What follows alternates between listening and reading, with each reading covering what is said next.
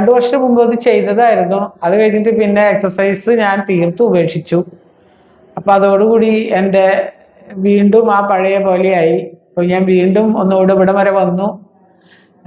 ഇവിടെ വന്ന് ഇപ്പൊ ചെയ്തു. ഇപ്പൊ കാലിന് നല്ല തേയ്മാനം ഉണ്ടായിരുന്നു. ഇപ്പൊ എണീറ്റ് നിൽക്കാനും ഇത് നടക്കാനൊക്കെ വലിയ ബുദ്ധിമുട്ടായിരുന്നു, ഇരുന്ന് എണീക്കാനായിട്ട്. അപ്പൊ ഇപ്പൊ എനിക്ക് വലിയ പ്രശ്നമില്ലാണ്ട് നടക്കാൻ പറ്റുന്നുണ്ട്. ഇനി എക്സസൈസ് പറഞ്ഞിട്ടുണ്ട്, അത് ഇങ്ങനെ ത്രൂ ഔട്ട് ചെയ്തെങ്കിൽ മാത്രമേ ഇതിനൊരു നിലനിൽപ്പുള്ളൂ എന്നാണ് പറഞ്ഞേണേ. അപ്പൊ അതിൽ കൂടുതൽ കോൺസെൻട്രേറ്റ് ചെയ്യണം എന്ന് ഞാൻ വിചാരിക്കുകയാണ്.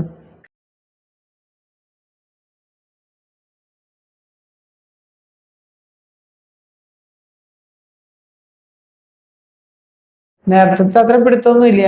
നേരത്തെ വളരെ ബുദ്ധിമുട്ടായിട്ടാണ് എണീറ്റിരുന്നത്. എണീറ്റ് നിന്ന് കഴിഞ്ഞാലും ഒരു കാലം എടുത്ത് വെക്കണമെങ്കിൽ കുറച്ച് താമസമൊക്കെ ഉണ്ടായിരുന്നു. അപ്പൊ അതിന്റെ ആവശ്യമില്ല.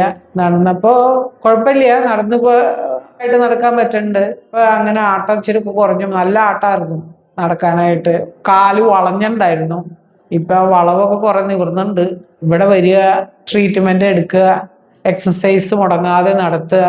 ആർക്കാണോ രോഗികളായിട്ട് ഇവിടെ വരുന്നവർ, മുട്ടുവേദനയായിട്ട് ഇവിടെ വരുന്നവര് ഈ ട്രീറ്റ്മെന്റിന് ശേഷം മുടങ്ങാതെ എക്സസൈസ് ചെയ്ത് കഴിഞ്ഞിട്ടുണ്ടെങ്കിൽ അവരുടെ ലൈഫില് മുട്ടിന്റെ പ്രശ്നങ്ങൾ വളരെയേറെ കുറയാനായിട്ട് ഇത് സഹായകമാവും എന്ന് എനിക്ക് പറയാനുള്ളത്. എൻ്റെ അനുഭവം.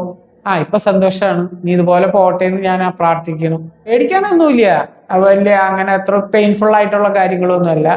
അത് നമ്മൾ റിലാക്സ്ഡ് ആയിട്ട് കിടക്കുക, എല്ലാം സ്മൂത്ത് ആയിട്ട് പൊക്കോളും വണ്ടി. ഒരു 10 മിനിറ്റ് 10-15 മിനിറ്റ് കൊണ്ട് സംഗതി തീരും.